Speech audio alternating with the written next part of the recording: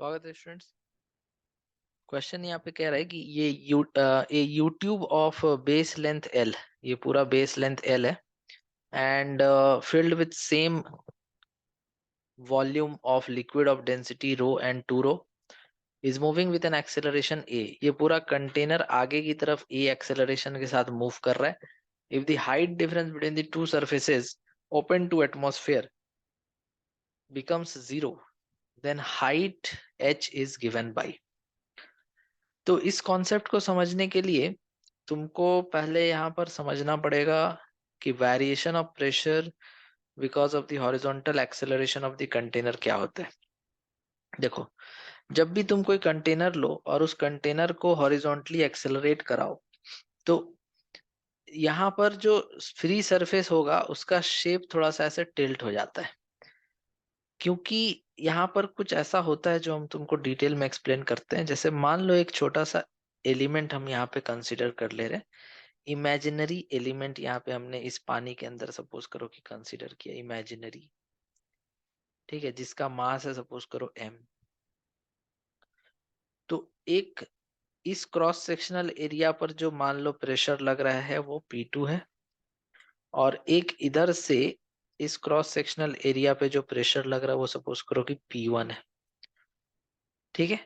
तो force from this side कितना हो जाएगा, एरिया ए है मान लो इसका, तो P2 इंटू ए हो जाएगा फोर्स, प्रेशर इंटू एरिया।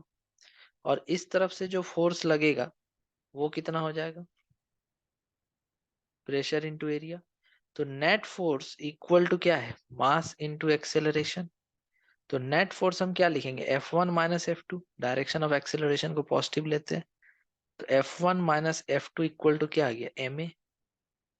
अब F1 माइनस F2 में P1a माइनस P2a लिख सकते हैं इक्वल्स टू ma, ठीक है। अब यहां से तुम a कॉमन ले लो तो क्या आ जाएगा, P1 माइनस P2। और मास ऑफ द एलिमेंट, जो सिलेंड्रिकल एलिमेंट हमने लिया था, तो उसका मास हम लिख सकते हैं डेंसिटी इंटू वॉल्यूम, वॉल्यूम हो जाएगा एरिया इंटू लेंथ। तो ए तो दोनों तरफ से कट गया, तो P1 माइनस P2 कितना आया, क्या P1 minus P2 row A L आया है क्या। तो ये variation of pressure because of the horizontal acceleration, जब हम पॉइंट 2 से 1 की तरफ जा रहे हैं तो मेरा प्रेशर बढ़ रहा है, और 1 पर जो प्रेशर है वो है तुम्हारा P2 plus rho A L.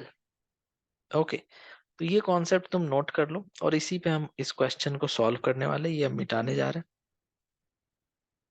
तो देखो, जैसे ये क्वेश्चन यहाँ दिया हुआ है, तो इस पॉइंट का प्रेशर कितना है एयर के रेस्पेक्ट में P0। इससे हम कितना नीचे जा रहे हैं, H नीचे जा रहे हैं, तो प्रेशर एट ए कितना हो जाएगा, प्रेशर एट ए हो जाएगा P0 प्लस रो, डेंसिटी रो है इसका, रो।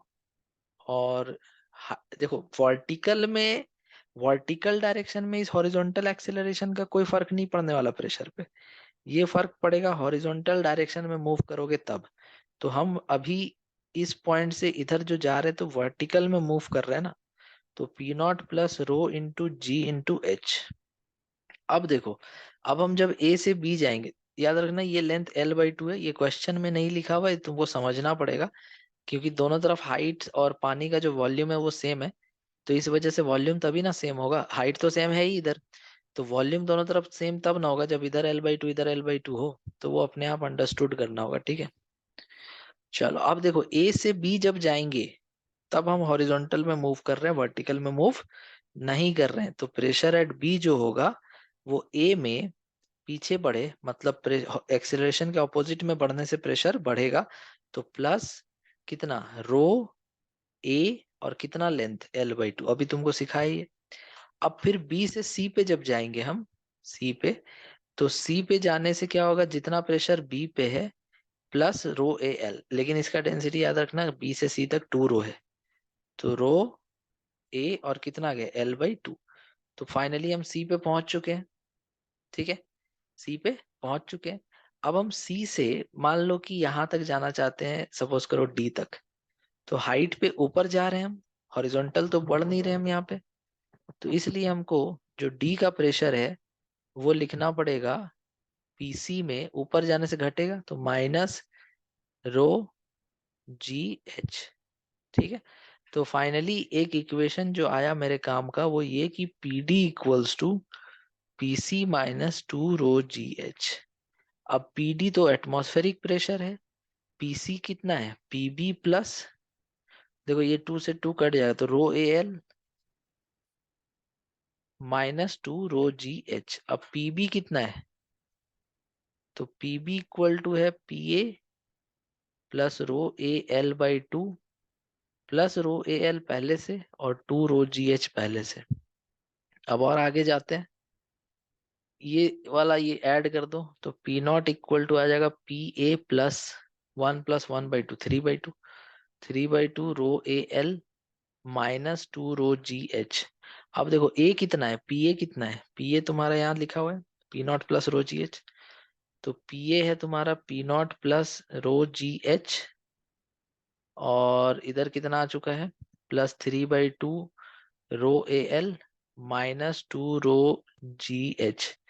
अब यहाँ से पी नॉट से पी नॉट कैंसिल हो जाएगा, जो माइनस है उसको इधर ले आओ तो प्लस हो जाएगा, तो टू रो जी एच।